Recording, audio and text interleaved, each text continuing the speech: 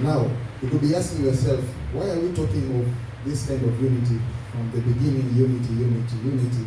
What is the importance of this unity? Now, the Apostle Paul was not greedy. He put us to light. He continued in verses 13, and he says, the reason as to why we have been given these gifts in form of men, he continues in verses 13 and says, until we all reach unity. So this is the reason as to why we are given these gifts. The men, okay, the pastors, the apostles, the teachers, okay, those ushers, okay. So it says, until we all reach unity in the faith and in the knowledge of the Son of God and become mature, attaining to the whole measure of the fullness of Christ. Then we will no longer be infants, tossed back and forth by the waves and blown here and there by every wind of teaching and by the cunning and craftiness of people in their deceitful scheming. Instead, verses 15, it says, speaking the truth in love, we will grow to become in every aspect, in every respect, the mature body of him who is the head, that is Christ. From him, the whole body joined and held together by every supporting ligament, grows and builds itself up in love as each part does its work.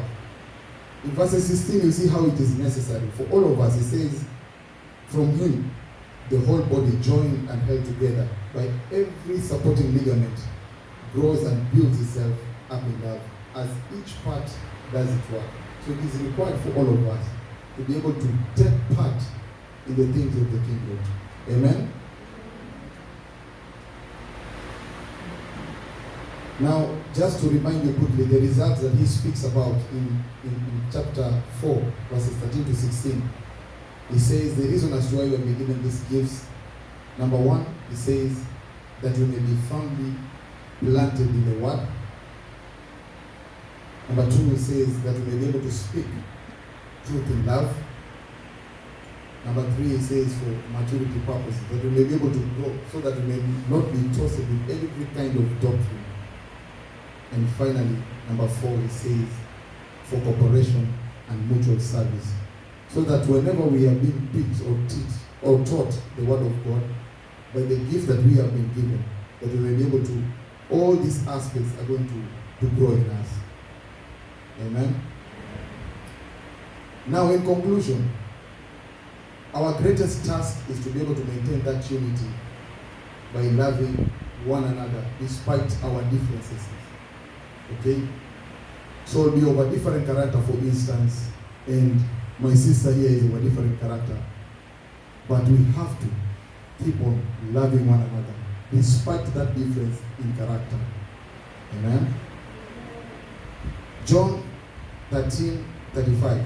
The Bible says that by this everyone will know that you are my disciples if you love one another.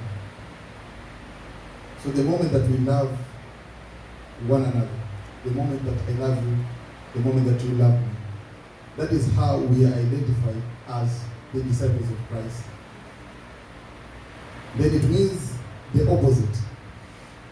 If we do not love one another, what does it mean?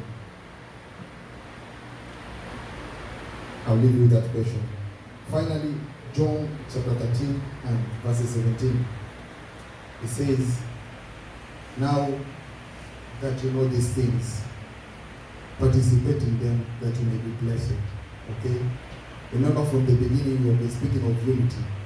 Then we say how we are the body of Christ. The Apostle Paul points it out that, you see, we are the body of Christ, okay, and Christ is the head. Okay? And then how are we perfected in this union? How is this union created? The Apostle Paul says that the moment that we receive Christ, that is the moment that this union was created in us. But now how are we going to sustain this union? Okay?